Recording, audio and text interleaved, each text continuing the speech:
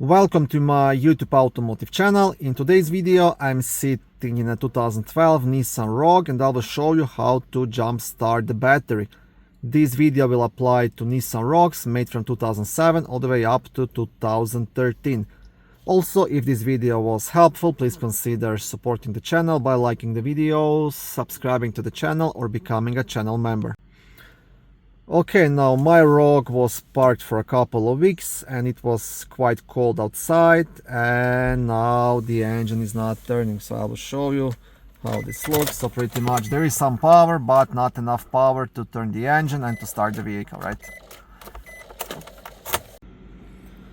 Battery on Nissan Rogue is located under the front hood on the driver's side right here, and here you have a negative terminal and the positive terminal.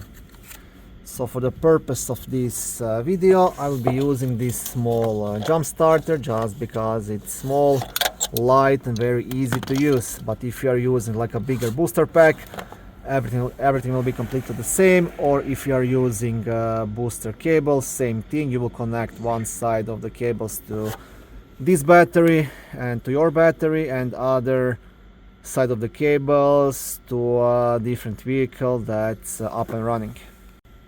Okay, now one very important thing when you are boosting a vehicle, you have to make sure to connect the positive cable, so the red cable, to the positive battery terminal. So it's gonna be usually marked by red color, but also each battery will have like a plus or minus sign. So this is the positive one.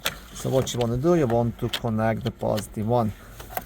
And then the black one goes to the black side, black cable, negative battery terminal, right? And that's all you have to do. So in my case, this small jump starter, I just have to push a button here on the side. And it will take some time, and once this button goes green, I can go inside and try to start the vehicle. If you're using a bigger booster pack, same thing, you will connect negative to negative, positive to positive and turn on the booster pack. And if you're connecting the cables to a different vehicle, you always have to make sure like connect black to black on both vehicles, so negative to negative, positive to positive. So that means other side of this red cable will go to a positive battery terminal on the other vehicle, and the negative cable will go to the negative battery terminal on the other vehicle. Then you want to start the other vehicle and try to start your vehicle. Okay, now I'm back inside the vehicle and now it should start.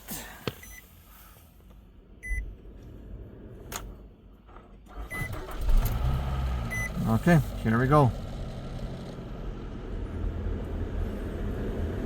Now, depending on the battery condition, if you leave this vehicle running for a couple of hours, even better. If you take it for a longer drive, the alternator will slowly recharge the battery, okay? So you should be good to go. If battery is completely empty or even frozen, then it might have to be removed from the vehicle and charged with a battery charger.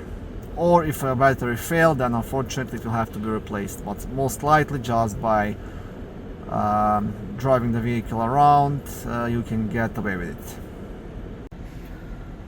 Thank you for watching this video. I hope it was helpful and educational. If it was, please like it and consider subscribing to my YouTube automotive channel. On my channel there is lots of how-to videos, do-it-yourself videos, car reviews, product reviews and other similar automotive topics.